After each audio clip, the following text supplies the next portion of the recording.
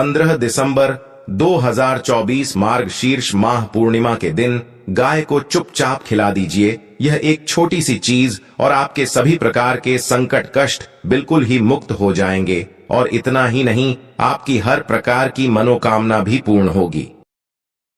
दोस्तों, अगर आप भी अपनी लाइफ में कुछ नया सीखने की चाह रखते हैं तो इस चैनल को अभी सब्सक्राइब कर लें। हे भगवान विष्णु, माता लक्ष्मी, इस वीडियो को जो भी सब्सक्राइब लाइक करें उसके जीवन में कभी दुख दर्द मत आने देना। आपके घर में पूरे साल अनंत धन का भंडार बना रहेगा। आपकी आने वाली 7 पुश्तें भी रुपए पैसे में राज करेगी। दोस्तों, आज मैं अपने चैनल तीज त्योहार धर्म पर जो जानकारी लेकर आए हैं, अगर आपने मार्गशीर्ष पूर्णिमा के दिन इस छोटे से उपाय को कर लिया तो मान के चलिए आपके हर प्रकार के कष्ट दूर हो जाएंगे। आप सभी को पता है कि हमारे चैनल पर मार्गशीर्ष पूर्णिमा से जुड़े हुए कई सारे उपाय बताए जा रहे हैं। इनमें से कोई भी अगर एक भी उपाय आप करते हैं तो आपके जीवन के समस्त प्रकार के कष्ट, रोग, द्वेष सब कुछ समाप्त हो जाएगा। दोस्तों, मार्गशीर्ष पूर्णिमा के उपाय जाने से पहले पूर्णिमा से जुड़ी हुई महत्वपूर्ण जानकारी आपको देते हैं। तो आपको में मार्गशीर्ष पूर्णिमा का व्रत जो होता है वह अवश्य रखना चाहिए। दोस्तों, उपाय जानने के लिए अभी आप वीडियो को लास्ट तक अवश्य देखें, क्योंकि हम आपको एक एक उपाय बताएंगे जो आपके लिए कल्याणकारी होगा, जो आपके जीवन से दुख, दरिद्रता, गरीबी को दूर करके आपको सुख की अनुमति कराएगा। जो चीज आपकी बहुत ही ज्यादा गलत हो रही है, आपका भाग्य का साथ नहीं मिल पा रहा है, वह इन उपाय को करने के भाग्य का साथ मिलना प्रारंभ हो जाएगा। मार्गशीर्ष पूर्णिमा अपने आप में सबसे महत्वपूर्ण पूर्णिमा होती है। इस दिन किया गया कोई भी उपाय कभी व्यर्थ नहीं जाता है। इसीलिए तो लोग इस दिन तांत्रिक पूजा करते हैं, तंत्र मंत्र की साधना करते हैं और वे इनमें सफल होकर अपने तंत्र मंत्र का प्रयोग करते हैं। परंतु दोस्तों, हम आपको कोई भी तंत्र मंत्र नहीं बताएंगे। हम सिर्फ आपको ऐसे उपाय बताएंगे जो सिर्फ आपका कल्याण करेंगे, जिन उपायों से किसी का अहित नहीं होगा। यह दिन इसीलिए खास होता है कि इस दिन अन्नपूर्णा जयंती भी है। अन्नपूर्णा माता की पूजा की जाती है और अन्नपूर्णा का जन्म होता है। आप सभी को पता है कि पुरातन काल से ही इस दिन अन्नपूर्णा की पूजा की जाती है। मार्गशीर्ष महीने पूर्णिमा के दिन मनाई जाती है। अन्नपूर्णा जयंती मार्गशीर्ष महीने पूर्णिमा को मनाई जाती है। इस साल अन्नपूर्णा जयंती 15 दिसंबर 2024 रविवार के दिन है। माता पार्वती का ही रूप एक अन्नपूर्णा है। इनकी पूजा करने से घर में अन्न की कमी नहीं होती है। घर में धन के भंडार हमेशा भरे रहते हैं।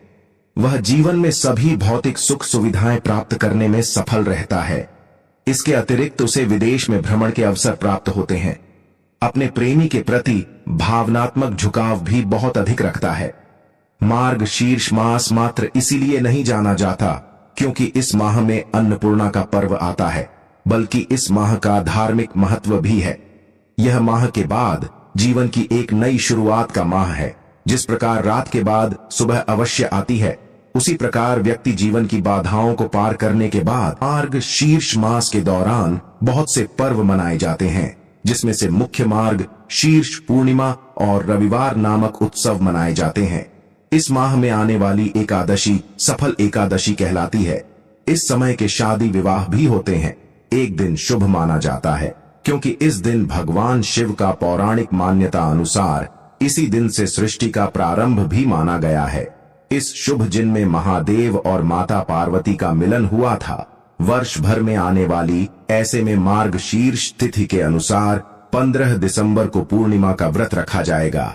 आपके पूरे परिवार पर और आप पर भी भगवान विष्णु और मां लक्ष्मी दोनों की कृपा बनी रहे। तो आपको सबसे पहले तुरंत कमेंट बॉक्स में जय श्री हरि विष्णु, जय महालक्ष्मी तुरंत लिख देना है। वीडियो को लाइक करके, चैनल सब्सक्राइब नहीं किया है तो तुरंत सब्सक्राइब करके पास वाला बेल आइकन प्रेस कर दीजिए, क्योंकि आप सभी को पता है कि निजी जीवन से जुड़ी हर समस्या का समाधान सिर्फ और सिर्फ हमारे चैनल पर हर रोज आपको मिलता है। और पूर्णिमा से जुड़ी हुई कई सारी जानकारियां मैंने अपने चैनल पर बता दी हैं और आगे भी बताऊंगा। इसलिए ध्यान से सुनते हुए चलिए, क्योंकि यह जो पूर्णिमा आ रही है वह 30 साल के बाद आई है। वैसे तो हर महीने ही पूर्णिमा की तिथि आती है, लेकिन यह जो 30 साल के बाद आई है पूर्णिमा है, वह पूरे 30 सालों के बाद आई है। और यकीन मानिए, इस दिन अगर आपने कोई भी छोटी सी भी पूजा साधना कर ली तो आप यकीन मानिए आपकी जन्म जन्मांतर की गरीबी, परेशानी, कष्ट कोसों दूर आपसे हो जाएगी। और वहीं दूसरी तरफ आपके जीवन में सुख, समृद्धि, ऐश्वर्य आपको प्राप्त होगा। और आपके जीवन काल में धन जो आएगा वह रुकेगा भी, टिकेगा भी, और आपके दिन दुगुनी, रात चौगुनी तरक्की करेगा। क्योंकि इस बार मार्गशीर्ष माह में अन्नपूर्णा माता जयंती पूर्णिमा के दिन पड़ रही है उसे, पर इस बार मार्गशीर्ष पूर्णिमा लगने जा रहा है। वह अपनी अपने अद्भुत और खास मानी जाएगी। तो आज का वीडियो ध्यान से देखिए। अगर आपने अभी तक तीज त्योहार और धर्म चैनल को सब्सक्राइब नहीं किया है तो जल्दी से चैनल को सब्सक्राइब अवश्य करें। दोस्तों, जिस विधि से बताऊंगा एक एक चीज ध्यान से सुनिए।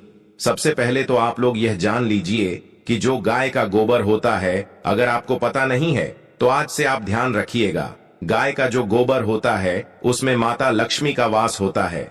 गौमूत्र में मां गंगा वास करती हैं, और गाय के जो सिंग होते हैं उनके बीच में भगवान भोलेनाथ का वास होता है। गाय में 33 कोटि देवी देवता वास करते हैं।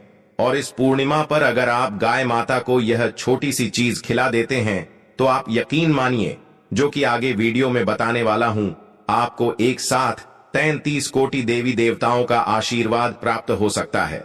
सबसे पहले तो आप यह जानिए कि गौ माता को क्या क्या चीजें हमें नहीं खिलानी चाहिए, क्योंकि इसकी वजह से आप कई सारी परेशानियों में डूब सकते हैं। हमें पता भी नहीं होता है कि हम गौ माता की सेवा करने गए हैं और उसी से हमें श्राप की प्राप्ति हो रही है।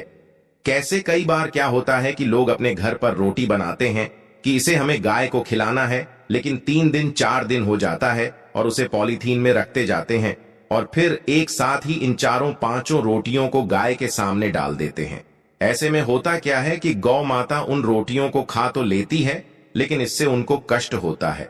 वह बोल नहीं पाती है, लेकिन वह आपको श्रापित जरूर करती है। इसलिए कभी भी ऐसी रोटियां जो सड़े गली चीजें होती हैं वह गाय मां को नहीं खिलानी चाहिए। कभी भी 1 दिन से ज्यादा पुरानी चीज या रोटी गौ माता को कभी भी ना खिलाएं।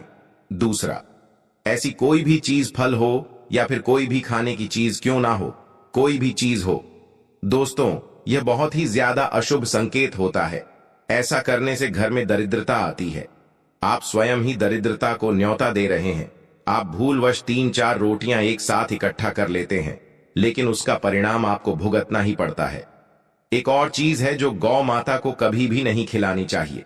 शायद मुझे नहीं लगता कि इस बारे में आपको पता होगा। गौ माता को पीपल के पत्ते बहुत पसंद होते हैं, तो लोग क्या करते हैं कि पीपल के पत्ते अपने हाथ से ही तोड़ करके गौ माता को खिला देते हैं। दोस्तों, ये बहुत ही बड़ा अपशगुन होता है। पीपल के पत्ते तोड़ के खिला रहे हैं। आप कभी भी देखिएगा आपके घर में फिर जो धन है वह टिक नहीं पाएगा। पीपल के पत्ते तोड़कर गाय को खिलाना बिल्कुल छोड़ दीजिए। अगर आप गौ माता की सेवा करते हैं तो सीधे आपको वैकुंठ धाम की ही प्राप्ति होती है। और अब मैं आपको बताता हूं कि माघ पूर्णिमा के दिन, खास रूप से इस दिन, आपको गाय को क्या खिलाना है। बहुत ही ध्यान से सुनिए। वीडियो को एक बार लाइक करके चैनल सब्सक्राइब नहीं किया है तो सब्सक्राइब करके पास वाला बेल आइकन प्रेस कर दीजिए। और कमेंट बॉक्स में अगर अभी तक भी आपने श्री हरि विष्णु जय महालक्ष्मी नहीं लिखा है तो तुरंत कृपया करके मेरा निवेदन है कि अवश्य लिखिए। अब मैं बताता हूं कि इस दिन आपको क्या करना है। आप सबसे पहले ताजे आटे की 11 रोटियां तैयार कीजिए और रोटियों के ऊपर आपको अच्छे से घी लगा देना है। और हर एक रोटी के ऊपर आपको एक एक छोटी छोटी जो गुड़ की भेली होती है उसको रख देना है। अब यह जो 11 रोटियां हैं, माघ पूर्णिमा के दिन संध्या काल में जब गौ माता को ढूंढ करके यह 11 रोटी और जो गुड़ की भेलियां हैं वह खिलानी है।